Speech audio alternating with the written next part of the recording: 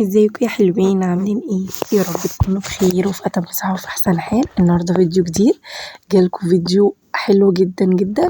و كتير سألتني الشقة وسعر الشقة، وناس كتير عايزة تشوف الشقة. ده كده فيديو الشقة. الفيديو النهارده حلو جدا جدا، هيعجبكم قوي قوي. في كل التفاصيل بقى، وهحكي لكم كل حاجة. آه، هحكي لكم كل حاجة بالتفاصيل. نبدأ كده من البداية. ده شكل الشقة احنا كنا قاعدين فيها، هي في الدور الأول. عايز أقول لكم حلوة جدا جدا، وكان سعرها 1400 جنيه في اليوم. ليه؟ لأن هي كبيرة، في يا جماعة أسعار كتير جدا. دي 3 غرف مكيفة. الريسبشن كبير أوي أوي أوي زي ما انتم شايفين، وحمام كبير جدا جدا. وفيها زي ما قلت لكم 3 أوض. وبصوا دي شكل الشقة، بصوا كبيرة ازاي. عايزه اقول لكم حياة ربنا احنا كنا عايزين سكوتر او عجله، ان احنا نروح من يعني من الاوض بتاعتنا للريسبشن بره او البلكونه زي ما انتم شايفين. ده كده المنظر. اما بنخش البلكونه بنشوف المكان ده حلو جدا وتحفه، والمكان حلو قوي. المكان ده فين؟ في 15 شارع العوام. حلو قوي قوي، وعلى طول بنطلع فيه. السعر زي ما قلت لكم، سعر الشقة 1400. وفي أسعار كتير جدا جدا بتبدأ من 500 جنيه، حقيقي فعلا في نفس المكان. وفي نفس العمارة وكل حاجة، بس اللي هي بتبقى اللي هي في الأرض يعني. تمام، يعني احنا الدور اللي احنا واخدينه ده دور أول. في الدور بقى الأرضي اللي هو مثلا ما يكونش فيه بلكونة، فبيبقى ب500 جنيه. بيبقى ب500 جنيه اليوم. تمام كده. ده بالنسبة للشقة، حلوة جدا واسعة وجميلة. وده الشارع بالليل. والفيديو اللي قبليه كان الشارع بالنهار. عايزة اقول لكم حلو. في كافيه، في حاجات. بصوا كل حاجة محتاجينها بجد حواليكوا. خضار، فاكهة، سمك، كل حاجة كل حاجة شايفين. مكان ما العربية كده ماشية، تحودي على طول شمال. بس أول ما تكسري شمال، في كل حاجة بقى. سمك، محلات سمك، سوبر ماركت، خضري. بصوا كل ما تتخيلوا موجود. فعلشان كده احنا ننزل في المكان ده على طول. طبعا احنا سألتوني كتير. الشقة مش تبع شركة ولا تبع أي حاجة. احنا بنروح كده. عايزة أقول لكم إن احنا بنركب من بيتنا، ونركب أي بقى أتوبيس انت حاجزاه، جو باص، أي شركة انت حاجزاه، أو تويوتا، أي حاجة. بنركبها وبننزل هناك في الموقف بتاع مطروح. وبعد كده بناخد طبعا مواصلة تودينا للشارع ده اللي هو 15 شارع العوام.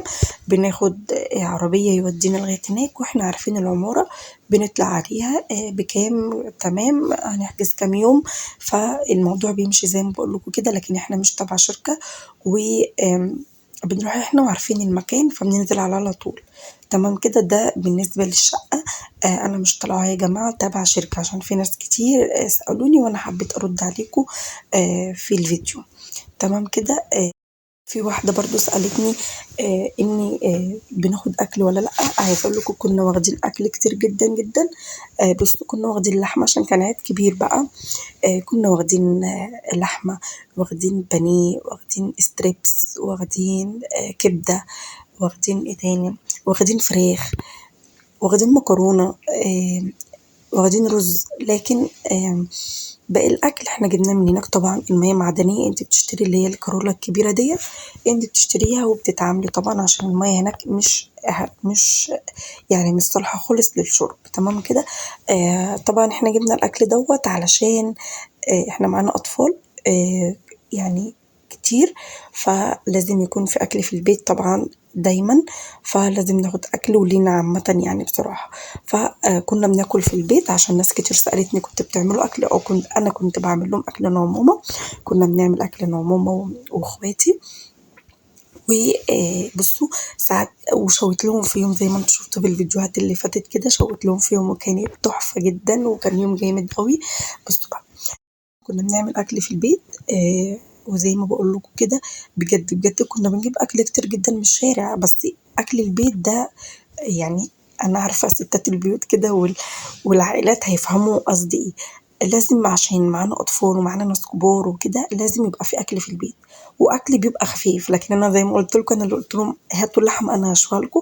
لكن احنا كنا واخدين بانيه، واخدين ستريبس، واخدين كبدة، حاجات اللي هي بسيطة، واخدين كبدة اللي هي الاسكندراني ديت، واخدين حاجات اللي هي تتعمل على طول. لكن أساسي كنا برضو بناكل من الشارع. بالليل طبعا بنخرج فلازم ناكل بيتزا بقى، كريب، بس كل حاجة موجودة طبعا هناك. كل حاجة، كل ما تتخيلوه هو موجود هناك في بصوا في المكان اللي انتوا بتبقوا ساكنين فيه، بيبقى مليان كل حاجة. فاهمين قصدي؟ بس عشان في ناس سألتني بتاخدوا أكل معاكوا؟ أيوة بناخد أكل، وفي هناك أكل، وفي كل حاجة هناك، وسعرها عادي متوسط يعني. مثلا بمثل لكم لو الطماطم مثلا عندنا ب10 فهناك ب14 ب15. اللي هي الصلصة المعلبة اللي هي هارفست ديت كنت بجيبها من هناك ب45، عندنا هنا ب30. فهتلاقوا حاجات اللي هي حاجات بسيطة بس كل حاجة موجودة. يعني هتلاقوا السعر مثلا 5 7 10 جنيه بس، كل حاجة موجودة هناك. بس زي ما قلتلكوا كنا بنجيب برضو كل حاجة، برضو فطار وفول وطعمية وكل ما تتخيلوا كنا بنجيبه من هناك. بس لازم برضو كنت أعمل لهم زي ما انتوا شايفين كده، يوم بنسلق بيض مع مكرونة مثلا مسلوقة، يوم تاني لحمة ببصل ورز. فاهمين قصدي ازاي؟ لكن لازم يبقى معانا أكل في البيت علشان لو أي حد عايز ياكل. طبعا على البحر ومعانا فسيخ ورنجة، دي أكلة أساسية طبعا الفسيخ والرنجة، وأنا نزلت لكم الفيديو بتاعها. وأقول لكم إيه تاني؟ اللهم صل على النبي. وعلى البحر بقى وريتكم برضو أنا في الفيديوهات مثلا جبنة رومي، لانشون، بسطرمة، تونة، شيبسات بقى وعصاير والكلام ده بنقضي اليوم. وممكن يوم ناخد لحمة ببصل ورز كده في العلب وبناكل في الأطباق وكده ونشيل تاني كده يعني. بصوا حسب مشوا نفسيكوا وما تخافوش نفسكوا على أي حاجة. لو ممكن تكون مثلا واحدة عندها أكل في البيت في الفريزر مثلا لحوم وفراخ وحاجات، بدل ما تجيب مثلا من هناك تاخد دول، وبرضه هتجيبي عشان طبعا بيبقى نفسنا في البيتزا، نفسنا في الكريب، نفسنا في حاجات كتير. هتجيبي بس برضه مش هتجيبي زي ما انتي مش رايحة جايبة خالص. فاهمين قصدي ايه؟ بس هو ده كان قصدي افهمكم، عشان في واحدة او كذا واحدة سألتني انتوا بتطبخوا او بتاخدوا اكل معاكم؟ ايوه زي ما قلت لك كده باخد كل حاجة. وكنت واخدة زيت علشان السنة اللي قبل اللي فاتت أنا روحت كنت جايبة ازازة زيت من هناك، كان الزيت رخيص جدا هنا، كنت جايبها من هناك ب80 جنيه، فكنت عندي أصلا زيت خدت ازازة زيت. سكر، الحاجات اللي هي البسيطة دي اللي موجودة في بيتك ممكن تاخديها معاكي بدل ما تشتري من هناك. والحاجات مثلا اللي هي يعني مثلا زي الطماطم، الحاجات بقى الصعبة مثلا لو عايزة تجيبي طبعا سمك فبتجيبي من هناك مية، الحاجات اللي هي النواقص. لكن أساسي أنا باخد حاجات من البيت عندي، إن كده كده الحاجة موجودة. فهمت قصدي؟ بس كده ده كان يعني كان كلامي على آه تعليقاتكم وعلى ردكم إن باخد أكل معايا. وبصراحة بيوفر قوي. لو مش واخدة حاجة فانت هتلاقي كل حاجة انت بتجيبيها هناك بتدفعي حقها. بصوا من مثلا الشقة دي أساسي تلاقي مثلا بتجيبي مية، فطار، غدا، عشاء. هناك طبعا الولاد بيجوعوا جدا في البحر، او احنا برضو بنجوع جدا في البحر، فهتلاقي مثلا فطار واخدة كمية كبيرة، غدا، اما يرجعوا عايزين يتغدوا عايزين يتعشوا، بالليل عايزين يخرجوا عايزين ياكلوا. فهتلاقي كل حاجة، مية طبعا بنشتريها. فهتلاقي كل حياتك بتجيبها من بره، ومصاريف تبقى جامدة. فأنا بقول لكم على اللي أنا بعمله. وفي طبعا ناس كتير بيروحوا مش بيجيبوا حاجة. فعايزة أقول لكم إن احنا رحنا سنتين ما نجيبش أي حاجة وكنا بنجيب من هناك. عادي الأيام اتقضت وكلنا واتبسطنا، والأيام دي برضو كنا قاعدين 10 أيام. اللهم صل على النبي. كنا قولوا معايا، كنا مقضينا عادي وبنجيبه كده، بس بتبقى المصاريف أعلى أعلى أعلى بكتير مما تتخيلوا بصراحة. يعني لو معاكم أطفال، أنا طبعا عشان معايا لولي بس فمش بحس أوي بالمصاريف، لكن عندي اخواتي عندهم بنات كبار وولاد كبار مش صغيرين، يعني في إعدادي والكلام ده، ابتدائي لا آخرهم إعدادي. اخرهم اعدادي، عندهم ولادهم اعدادي وابتدائي، فطبعا ما شاء الله ما شاء الله بياكلوا. فطبعا مثلا لو حد معاه 3 4 اولاد فبيجيب اكل اكتر من مثلا نفرين. بس كده دي كان رد عليكم، وبوريكم كده علشان ما اكتبلكوش مثلا، عشان كنت برد عليكم في التعليقات ممكن تكون الناس مثلا مش فاهمة أو حاجة، فقلت أرد عليكم كلام أحسن. وزي ما انتم شايفين كده في المنظر الرائع الجميل ده، ده كده الشاطئ. عايز أقول لكم بقى هنتكلم عن الشواطئ. بصوا يا حلوين، الشاطئ هناك كل حاجة ولها سعرها.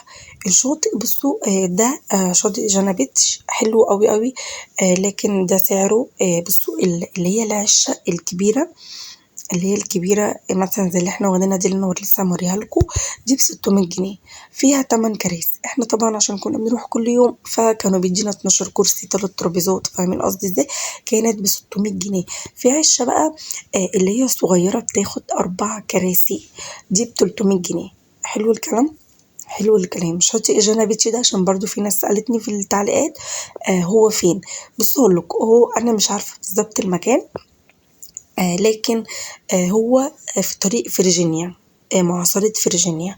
دي أول حاجة. تاني حاجة، هناك لو انت في أي مكان انت ساكنة فيه هناك، أي مكان هناك في مطروح، انت هتقول لهم عايزة أروح شاطئ جانا بيتش هيودوكي، شاطئ عجيبة هيودوكي، لأن دي بلدهم. وهم الشواطئ دي مش يعني معروفة جدا جدا هناك طبعا. بس كده. في بقى الشواطئ اللي أنا كنت بنزلها قدامنا اللي هو كان اسمه اسمه ايه يا لولي،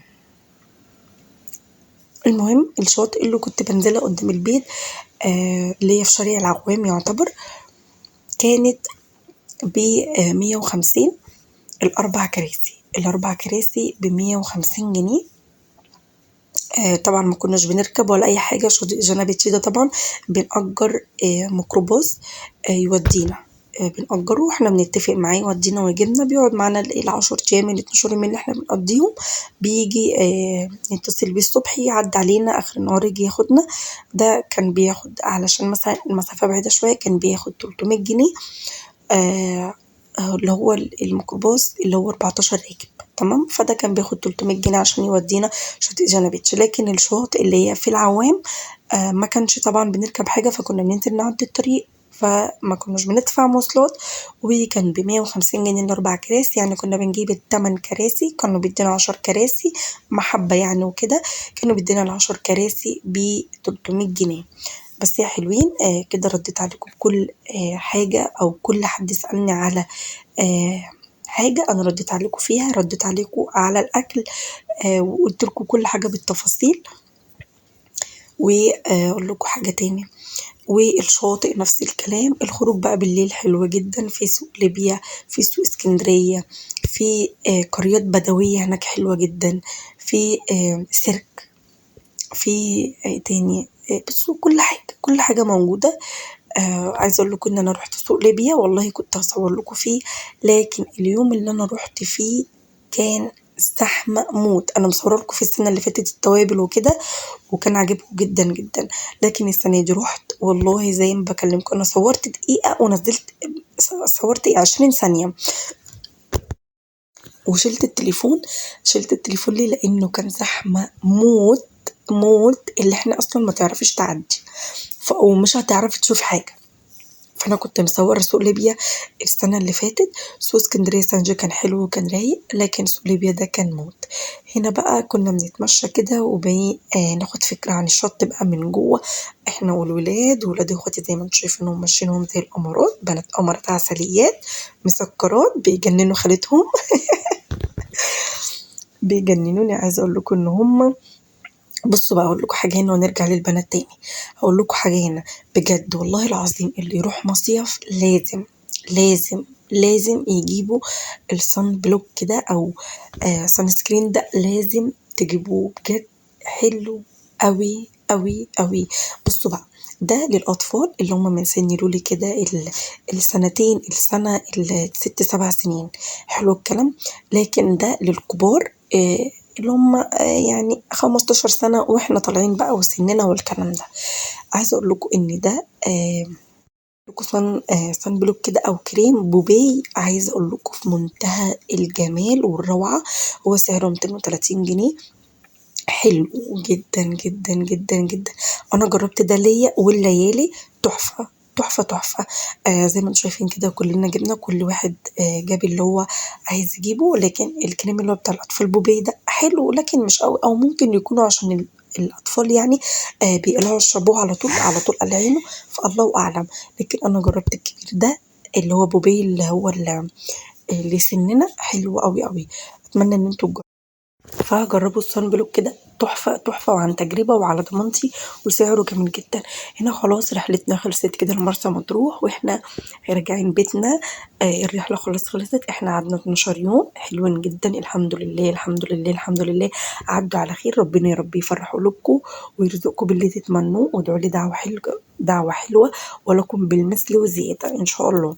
زي ما انتم شايفين خلاص كده بقى راجعين القاهرة وكله نايم. أنا قاعدة كده أول كرسي، قاعدين أول كرسي. واخدة بقى الشنطة بتاعتي والدنيا. عايزة أقول لكم واخدة كبرتة معايا. عايزة أقول لكم إن أنا باخد كبرتة معايا وملاية، و بننام عليهم وانا راجعه لمهم، واخد الكبرتة معانا نتغطى بيها واحنا راجعين، عشان عايزه اقول لكم الجو بيبقى ساقع جدا جدا جدا، ولولي بتبقى نايمه ولابسه طبعا لبس صيفي، بيبقى الجو تلج عليها. فلازم اخد الكبرتة معايا نتغطى بيها احنا التلاتة. بجد نتغطى بيها احنا التلاتة زي ما قلت لكم. كبرتة كبيرة من السرير، انا باخدها كبيرة من عندي من البيت. بس كده يا حلوين، وده كده كان شكل الطريق. قاعدين كده بقى في اول كرسي والدنيا زي الفل. وننام ونقوم وننام ونقوم. هنا كنا بناكل، كنا جايبين سندوتشات ستريبس، فقلنا نفطر كده واحنا ماشيين في الطريق عشان احنا هننام. ده كان وقتنا الساعة كام؟ كان الساعة 9 صباحا. راجعين بقى يا حلوين، قضينا الحمد لله أيام حلوة. يا رب يعوضكم كده ويكرمكم ويرزقكم الفرح والسعادة يا رب دايما. بصوا كده خلاص راجعين بقى القاهرة. طبعا قضينا أيام حلوة وهنرجع بقى. عشان بصوا عايزة أقول لكم والله، على قد ما أنا كنت فرحانة والمصيف كده، بس عايزة أروح البيت. ليه بقى؟ عايزة أنام. هناك ما بننامش والله، ما بننام. نفسي بجد نفسي بجد أنام. فهنروح بقى البيت كده إن شاء الله وننام ونتبسط والدنيا تبقى زي الفل. وبعد كده ان شاء الله ابدا بقى معاكم البروتينات بتاعتي.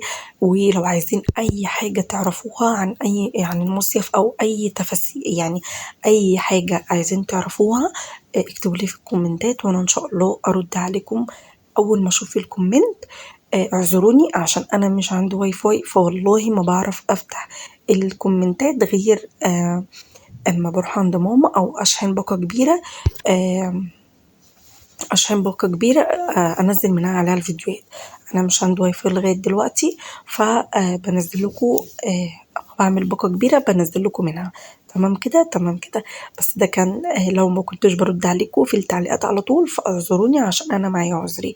بس يا حلوين، ادعوا لي بقى دعوة حلوة كده ونروح بألف سلامة، وإن شاء الله ربنا يفرح قلوبكم. وادعوا لي دعوة حلوة كده واعملوا لي كومنت قمر زيكم. وخلاص يا حلويات، مع ألف سلامة.